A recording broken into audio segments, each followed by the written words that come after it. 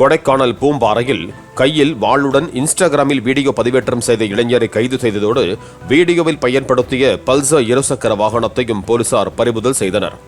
பொதுமக்களை அச்சுறுத்தும் வகையில் சமூக வலைதளங்களில் பதிவு செய்பவர்கள் மீது கடும் நடவடிக்கை எடுக்கப்படும் என காவல்துறை எச்சரித்திருக்கிறது.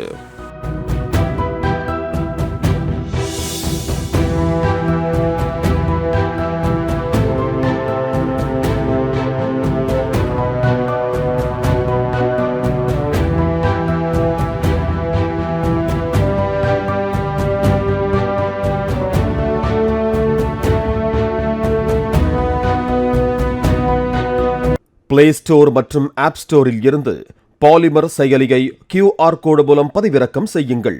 செய்திகளை உடனுக்குடன் பெறுங்கள்.